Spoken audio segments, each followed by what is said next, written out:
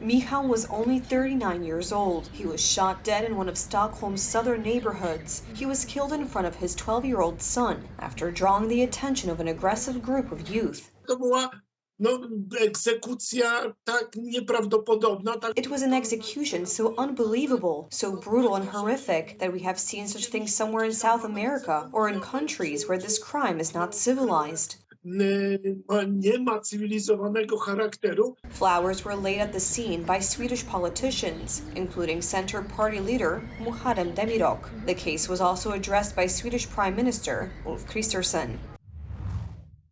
The facts in this case have not yet been confirmed, but if this information is true, it is absolutely horrifying. My thoughts are with the victim, the little boy and their family. The grief is great, but so is the determination of our government. Residents of the area are in shock. When a civilian is killed, and in such a brutal way, it is terrible, especially since this is near the city center, and children go to school here, including mine. Local newspapers say that the Polish man had previously contacted the police about youth groups that deal drugs. He did not succumb to desensitization. He paid for it with his life.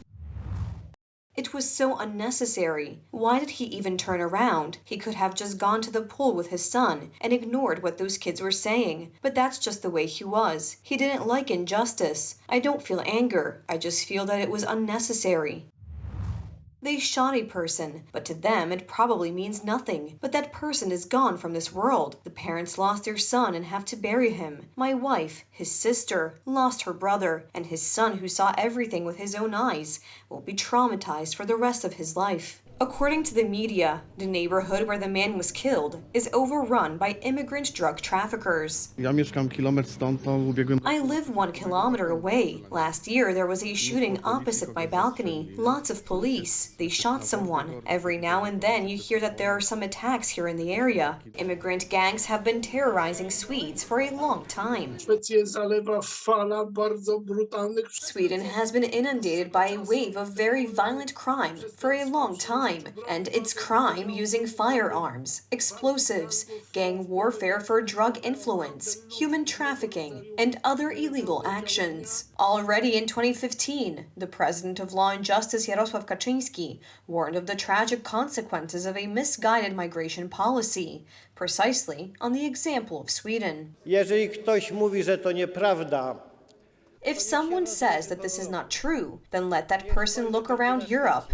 Let them look at Sweden, for example, 54 zones where Sharia is in force, and there is no state control. At the time, civic platform politicians and their foreign allies mocked these words. However, history has once again proven Jarosław Kaczyński right. Since the beginning of March alone, there have been 2 other shootings in Stockholm district, in which 1 person was killed and another wounded.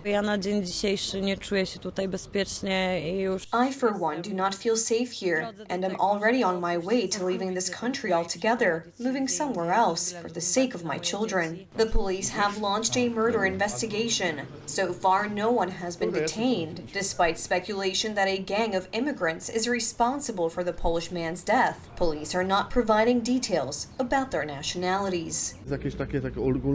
There is some sort of top-down silence on this subject. I have yet to hear anyone say that some immigrants did it. It is not known who did it. It always happens that no one knows who. Similar standards are also beginning to be applied by some media in Poland. We have unofficially learned that according to the new rules for editing dispatches in the Polish press agency is to omit the nationality of the perpetrators of crimes, especially if they are immigrants. Konrad Wąż, TV Republika.